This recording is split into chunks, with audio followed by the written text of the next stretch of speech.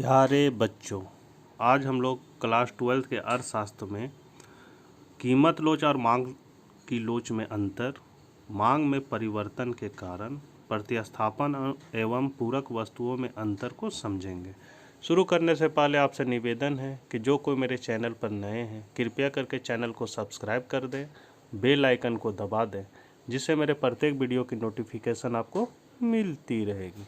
मांग की कीमत लोच तथा मांग की लोच में अंतर बताएं।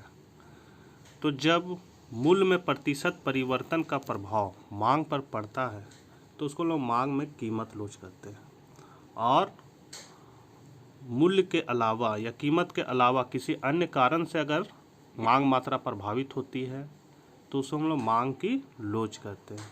जैसे मांग की कीमत लोच, पहला मांग की कीमत लोच किसी वस्तु की कीमत में होने वाले प्रतिशत परिवर्तन तथा उस वस्तु की मांग में होने वाले प्रतिशत परिवर्तन का अनुपात है। मतलब कीमत में प्रतिशत परिवर्तन जितना हो रहा है उसी हिसाब से अगर मांग मात्रा में जो प्रतिशत परिवर्तन होता है उसको हम लोग मांग की कीमत लोच कहते हैं। मांग की लोच क्या है? तो मांग की लोच मांग को प्रभावित करने वाले संख्यात्मक तत्वों में वृद्धि या कमी होने के फलस्वरूप मांग की मात्रा में होने वाली कमी या वृद्धि के विस्तार की मात्रा को मापती है।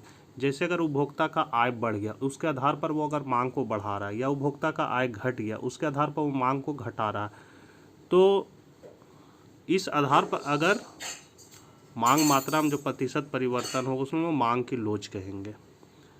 जब वस्तु की मांगी गई मात्रा में परिवर्तन को वस्तु की कीमत में हुए परिवर्तन के द्वारा मापा जाता है तो इसे मांग की कीमत लोच कहते हैं। एक वस्तु की कीमत उपभोक्ता की आय, संबंधित वस्तु की कीमत में परिवर्तन होने से, संबंधित वस्तु मतलब पूरक वस्तु, गाड़ी और पेट्रोल, तो ये संबंधित वस्तु कीमत में परिवर्तन होने से उस वस्तु की मांग की मात्रा में होने वाले परिवर्तन के माप को मांग की लोच कहा जाता है। यही मुख्य अंतर है। अगला क्वेश्चन है, मांग वर्ग को खिसका सकने वाले 3 कारक बताएं, अथवा मांग में परिवर्तन से आप क्या समझते हैं, मांग में परिवर्तन के 3 कारकों का उल्लेख करें, अथवा मांग में कमी लाने वाले किन्हीं 3 कारकों की संक्षेप में व्याख्या करें, अथवा मांग में वृद्धि लाने वाले किन्हीं 3 कारकों की संक्षेप में व्याख्या करें। तो जब कीमत के अलावा किन्हीं अन्य कारकों में परिवर्तन होने पर वस्तु की अधिक या कम मांग की जाती है तो उसे मांग वक्र का खिसकाव अथवा मांग में परिवर्तन कहा जाता है। मांग वक्र में खिसकाव मतलब मांग अगर बाईं ओर खिसक रहा है कि दाईं ओर, अगर मांग वक्र बाईं ओर अपना खिसकता है तो मांग मात्रा में कमी हो रही है, अगर दाईं ओर खिसकता है तो मांग मात्रा में वृद्धि हो रही है। तो हम लोग मांग में परिवर्तन के कारण को समझेंगे। पहला, मांग में वृद्धि या मांग वक्र का खिसकाव के कारण। तो पहला कारण है जब उपभोक्ता की आय में वृद्धि होती है।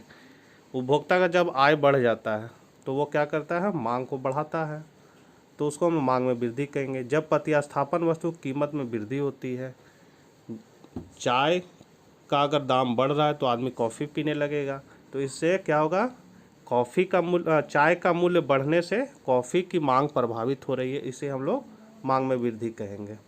जब पूरक वस्तु की कीमत में कमी होती है,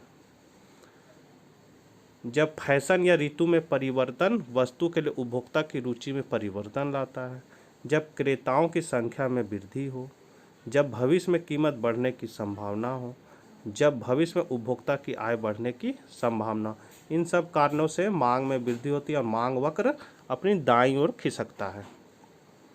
अब है मांग में कमी या मांग वक्र बाईं ओर का खिसकाव के कारण, अर्थात मांग में कमी।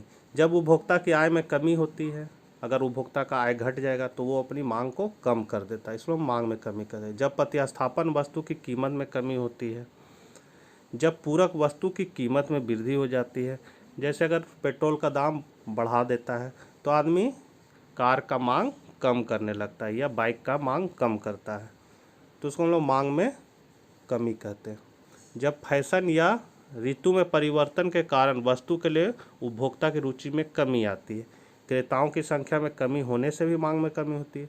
जब निकट भविष्य में कीमत कम होने की संभावना हो, आदमी सोचता है कि अरे इसका दाम घटने वाला, अभी नहीं खरीदेंगे, तो उस समय भी उस वस्तु का मांग कम हो जाता है। निकट भविष्य में उपभोक्ता की आय कम होने की संभावना, इन सब कारणों से मांग में कमी होती है। प्रतिस्थापक एवं पूरक वस्तुओं में अंतर। प्रतिस्थापक वस्तु मतलब एक की जगह जब हम दूसरा का प्रयोग करने लगे, जैसे लाइफ बॉय साबुन से नहाते हैं उसके जगह हम फिर डिटॉल साबुन से नहाने लगते हैं या डिटॉल का मांग करते हैं, तो लाइफ बॉय और डिटॉल आपस में प्रतिस्थापक वस्तु है कि एक की जगह अगर नहीं मिल रहा है तो हम दूसरा का प्रयोग करेंगे। पूरक वस्तु मतलब एक के बिना जब दूसरा का काम ना चाहिए, गाड़ी और पेट्रोल, अगर पेट्रोल का दाम तेज़ी से बढ़ रहा है या ज़्यादा हो गया तो आदमी बाइक या कार का मांग कम करने लगता है। तो हम लोग इसी में अंतर जानेंगे। तो प्रतिस्थापक वस्तु का प्रयोग अलग अलग या एक दूसरे के स्थान पर किया जाता है, जैसे चाय के स्थान पर कॉफ़ी। पूरक वस्तु पूरक या प्रतिपूरक वस्तुओं का प्रयोग एक दूसरे के साथ किया जाता है, जैसे चाय के साथ दूध, गाड़ी के साथ पेट्रोल। एक वस्तु के मूल्य में वृद्धि होने से दूसरी वस्तु की मांग में वृद्धि होती है, जैसे अगर चाय का दाम बढ़ गया और कॉफ़ी का दाम स्थिर, तो आदमी चाय छोड़ के कॉफ़ी का मांग को बढ़ा देगा। जैसे कॉफ़ी के मूल्य में वृद्धि होने पर चाय की मांग में वृद्धि। एक वस्तु के मूल्य में वृद्धि होने से दूसरी वस्तु की मांग में कमी हो जाती है, जैसे चाय के मूल्य बढ़ने पर दूध की मांग में कमी या पेट्रोल के दाम में वृद्धि होने से कार की मांग में कमी। तो बच्चों, समझने में किसी तरह की भी अगर परेशानी तो कमेंट बॉक्स में ज़रूर लिखें। धन्यवाद।